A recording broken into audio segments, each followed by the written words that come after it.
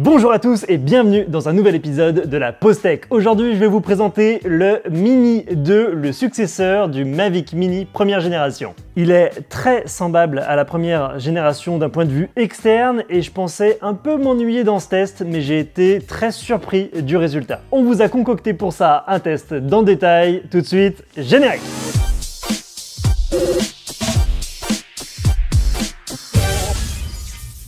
Alors avant de commencer, merci beaucoup à notre partenaire Studio Sport qui nous a permis de réaliser ces tests en nous envoyant cette machine. On commence tout de suite ce test avec les choses communes avec l'ancienne génération parce que effectivement ces appareils se ressemblent beaucoup. D'un point de vue extérieur, c'est plus ou moins le même design, on le différencie que par ces hélices qui ont le bout légèrement orange. Sur le devant, vous pouvez retrouver le nom et ne l'appelez plus Mavic Mini, mais c'est bien Mini 2, on a supprimé le Mavic. Autre petite différence, vous pouvez voir sur le devant de l'appareil qu'une LED a fait son apparition, certainement pour gagner en luminosité et en visibilité lorsque l'appareil est loin de nous. C'est un point positif car contrairement à ses grands frères, le Mini n'a pas de diode sur les pieds de l'appareil, mais juste une à l'arrière, et celle du coup à l'avant va permettre de gagner en visibilité lorsqu'il sera de face. Pour vous donner un ordre d'idée, je perds environ cet appareil à 200-250 mètres lorsque je suis à vue, là où je perds le Mavic 2 Pro par exemple à 350 mètres environ dans de bonnes conditions lumineuses. Au niveau du poids, on a subi un régime de quelques grammes, mais ce sont des quelques grammes qui comptent. On arrive à peu près à 240 grammes, là où l'ancienne génération était fixée à 249 grammes. Conséquence, on peut constater une légère amélioration de l'autonomie sur l'appareil, 31 minutes annoncées,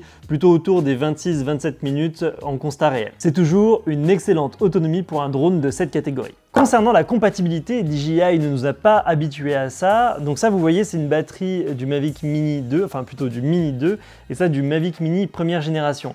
Et bien sachez que ces batteries-là sont compatibles avec le Mini 2. Par contre, vous ne pourrez pas mettre une batterie du Mini 2 dans un Mavic Mini première génération. D'ailleurs, il faut que vous sachiez que si vous mettez une batterie première génération dans un Mini 2, vous dépasserez le poids des 250 grammes vu que vous allez arriver à 253 grammes. C'est toujours bon à savoir. Première amélioration sur cette génération par rapport à la précédente, il y a une vraie amélioration qui a été portée sur les moteurs, la stabilité en vol et les performances. DJI annonce qu'il est plus résistant en vent, ce que j'ai pu constater, mais encore plus important pour moi, le comportement dans les airs est beaucoup plus réactif. Dans de bonnes conditions, je retrouve, sans mâcher mes mots, la réactivité que j'ai sur du Mavic 2 Pro par exemple. Ça fait moins jouet que la première génération et je me retrouve plus dans cette situation d'attendre que l'appareil revienne un peu lentement par rapport à ce que j'ai l'habitude d'avoir avec un Mavic 2 Pro. Donc pour moi, avec cette amélioration, le Mini 2 passe le stade du jouet et on se retrouve avec une vraie maniabilité comme un Mavic, j'ai envie de dire, même si c'est plus considéré comme un Mavic. J'ai eu du plaisir à prendre de la vitesse et retrouver une réactivité lorsque je tournais des plans ou lorsque j'étais en phase de déplacement que j'avais perdu avec le Mini 1. Changement de moteur, également changement d'hélice, ce qui cause une différence au niveau du son. Et je ne m'attendais pas à une telle différence. Si le Mavic Mini première génération tourne autour des 67 décibels, le Mini deuxième génération, lui, tourne autour des 62 décibels. Et vous allez entendre, on a bien une différence au niveau du bruit du moteur. Je vous laisse profiter du son et excusez-moi pour le deuxième extrait car le micro était juste sous les hélices.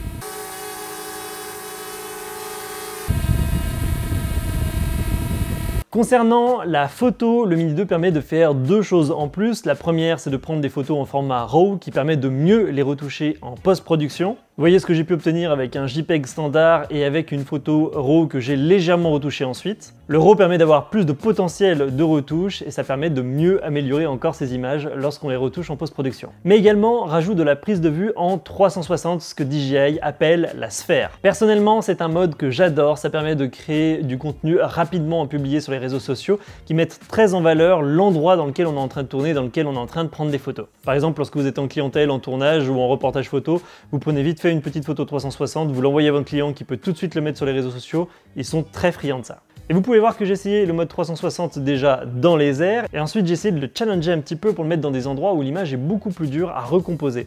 Et vous pouvez voir que même avec des images proches, le Mini s'en sort très bien. On voit très peu les bordures entre chaque photo. Regardez, je vous fais une démo ici en 360, vous allez voir. Je suis en train de faire une bêtise. Le mec à chaque fois il dit, décollez pas en intérieur. On se refait pas. Alors c'est parti pour le panorama. Donc là je me mets en sphère, c'est parti. Et si vous voulez apparaître plusieurs fois sur la photo, faut vous déplacer.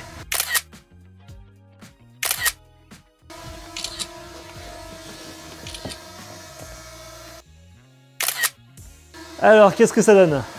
Hop là, bon.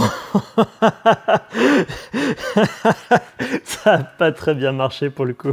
Je l'avais vu un petit peu galérer, il a un peu bougé de manière un peu bizarre lorsqu'il était en train de faire le photosphère, chose qu'il ne m'avait pas fait en extérieur. Et vous pouvez voir que, à part cet endroit-là, le reste des fondus, le reste des images, des assemblages marche plutôt bien. Voilà, bon, c'était juste pour faire une démo rapide, mais c'est vrai que c'est pas forcément l'utilisation qui est prévue pour à la base. Bref, c'est vraiment une super fonctionnalité que j'adore. Le Mini 2 permet maintenant de filmer en 4K comme c'est indiqué sur l'objectif. Alors ça plaira aux personnes qui voulaient absolument filmer en 4K, mais pour moi ce qui compte c'est plus la performance du capteur que la résolution.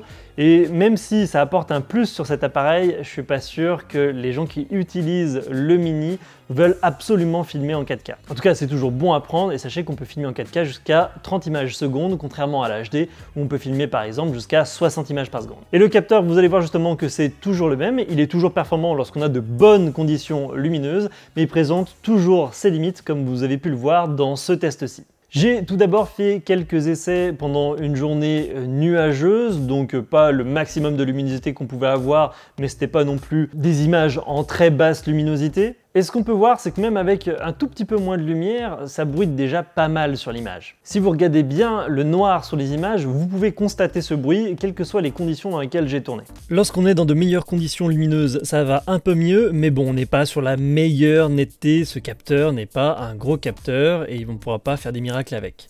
Alors est-ce que je suis peut-être un peu trop habitué au capteur 1 pouce du Mavic 2 Pro? Eh ben, faites-vous votre propre avis, regardez les images et vous me direz ce que vous en pensez. J'ai fait quelques essais en contre-jour, alors j'ai des super images qui sont très jolies, mais pareil, si vous regardez dans les noirs, ça va bruiter très vite et on aura une plage dynamique qui sera pas suffisante pour relever les détails dans les zones les plus sombres. Bref, c'est un capteur très correct pour débuter, disons-le, mais qui va atteindre très vite ses limites si l'on souhaite progresser dans le milieu de l'image. Ça ira très bien pour de belles journées ensoleillées, mais ne vous attendez pas non plus à un super rendu dès que les conditions lumineuses sont un peu plus difficiles. Un des gros points importants de cette mise à jour, c'est la nouvelle liaison entre la radiocommande et le drone. Le Mini passe sur OcuSync 2.0 qui est bien connu, car utilisé sur le Mavic 2 Pro, sur le Mavic Air 2, etc. Et c'est maintenant un standard qui est bien connu pour sa robustesse, même dans des conditions difficiles. On se sent beaucoup plus confiant en l'utilisant, la connexion est beaucoup plus stable et ça donne plus envie de l'emporter avec soi lorsqu'on souhaite embarquer avec soi un matériel léger. Alors, je vous ferai pas un test de portée parce que ça sert à rien d'avoir un test de portée avec 10 km de portée par exemple, mais sachez que lorsque vous allez être derrière des obstacles, lorsque vous allez avoir des murs en béton ou encore beaucoup de végétation, eh ben ce Mavic Mini va mieux se comporter. Ce sera difficile de perdre la connexion avec le OcuSync 2.0.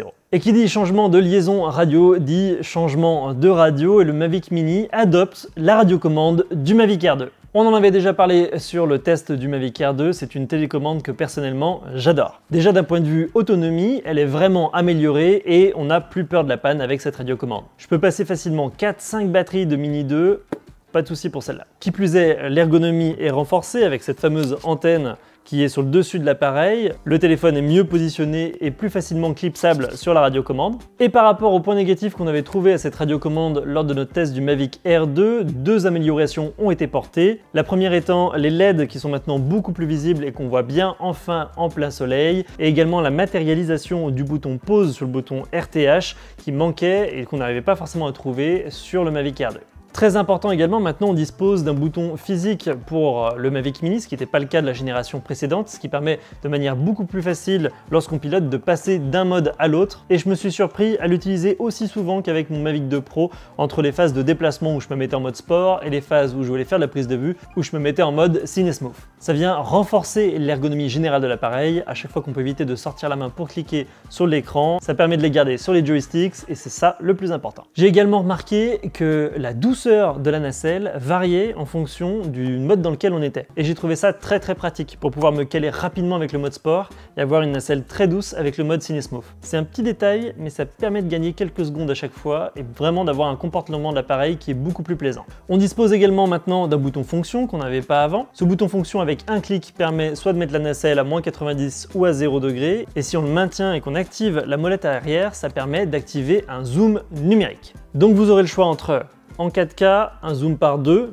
mais dégradé. En 2,7K, un zoom par 2 ou par 3, là aussi dégradé dans les deux cas. Et en HD, un zoom soit par 2 sans perte, ou un zoom par 4 en dégradé. Et là, c'est la grosse déception. Là où je m'attendais à vous faire un comparatif entre des images en HD par 1 et des images en HD par 2 sans dégradation de l'image, j'ai été très déçu du résultat. Je me suis dit, chouette, ça va être comme pour le Mavic 2 Pro, on va pouvoir avoir un mode avec une focale grand angle et une focale un peu plus importante pour avoir un rendu plus cinématographique. Sauf qu'en fait, dans les faits, l'image en HD qui doit être normalement sans perte et non dégradée est bien moins précise que l'image HD standard et je ne peux pas vous recommander d'utiliser ce zoom numérique. Vous pouvez voir que les détails ne sont pas au niveau, ça bruite également beaucoup plus et c'est bien dommage parce que ça aurait apporté une vraie plus-value à ce drone. Alors oui, théoriquement ce zoom permettrait de cadrer ce qui nous intéresse en n'ayant pas accès à certaines zones de vol par exemple, ou encore d'augmenter la focale pour faire cet effet cinéma, mais on a pu constater que c'était au détriment de la qualité. Alors si vous souhaitez acheter cet appareil, vous pouvez l'acheter en version avec une seule batterie ou vous pouvez l'acheter en combo.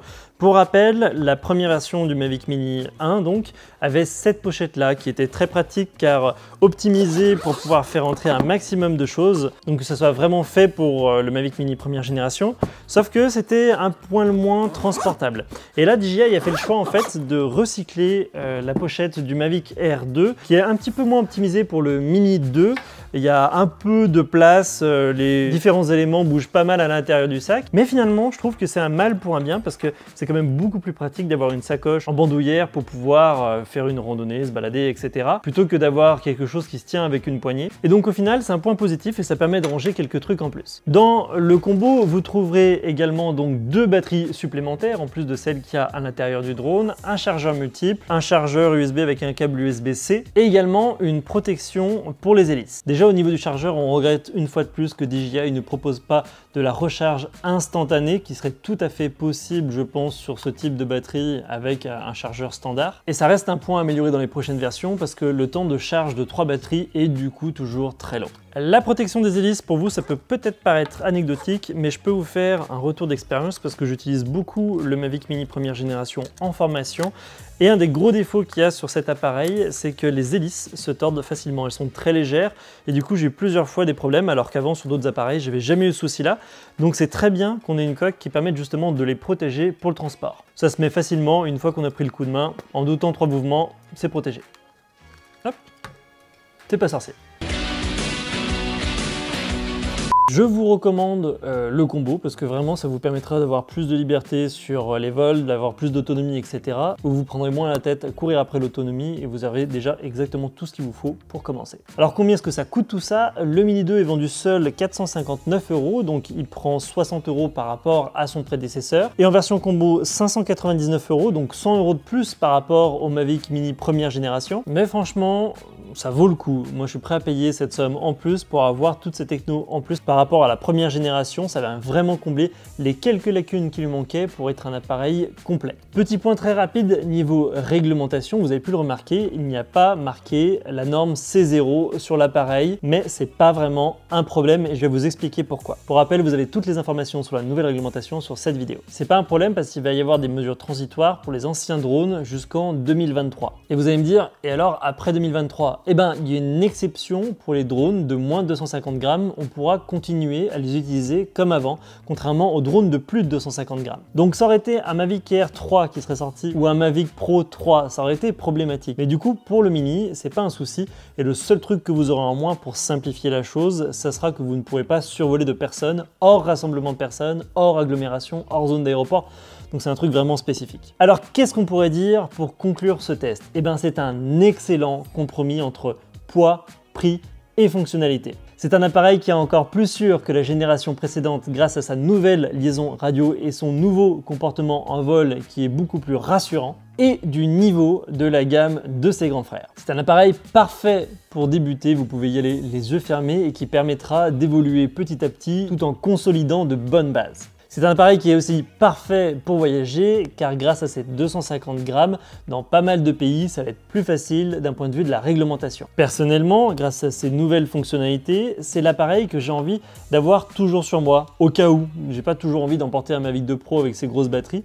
Je me dis que ça irait bien dans une sacoche dans laquelle je pourrais mettre autre chose qu'un drone. Donc ouais, il m'a vraiment conquis ce Mini 2. Qu'est-ce qui lui manque pour être parfait? Eh ben, il lui manque dans un premier temps des modes de vol automatiques. Ça serait vraiment super d'avoir au moins le spotlight et le point of interest. C'est pour l'instant réservé pour le Mavic Air 2, bien que le Mavic Air 2, on a vu que les modes de vol automatiques n'étaient pas tout à fait au niveau du Mavic 2 Pro et du coup j'étais un petit peu déçu. Et c'est logiquement une limitation certainement logicielle pour pouvoir continuer de pouvoir évoluer en gamme sur la gamme DJI et ne pas cannibaliser les ventes de son grand frère. Alors certes, il y a bien les quick shots dont je n'ai pas encore parlé dans ce test, mais ils sont assez limités, cantonnés au format HD, et lorsqu'on essaie de faire un tracking sur un bâtiment, ça marche très mal. On est donc encore en dessous sur les modes de vol automatique sur ce qu'on peut avoir par exemple sur un Mavic Air 2. Vous voyez là par exemple un mouvement tout simple et j'ai réussi à perdre l'appareil. Et la deuxième grosse amélioration qu'on pourrait attendre de ce drone pour la prochaine génération, c'est une amélioration du capteur avec un capteur un peu plus grand. On a vu, le capteur est parfait pour débuter, mais très vite limité quand on peut faire des plans qui changent un peu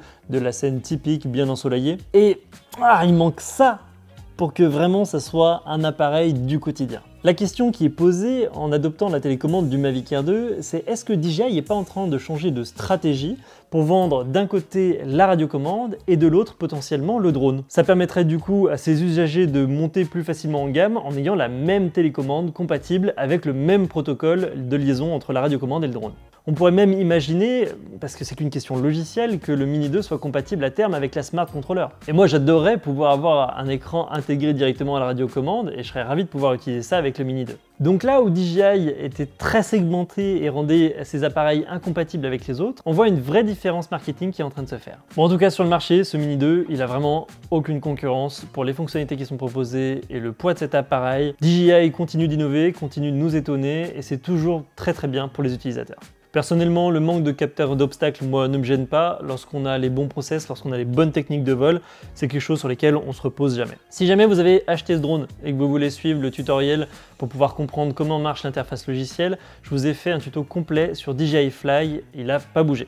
En tout cas, merci à Studio Sport d'avoir envoyé cet appareil et si jamais vous souhaitez l'acheter, vous pouvez l'acheter via les liens affiliés qu'il y a en dessous de la vidéo. Ça ne changera rien dans votre achat et ça vous permettra d'aider la chaîne. Je vous remercie pour avoir suivi ce test de la pause tech et je vous dis à très bientôt. Bon vol. Pam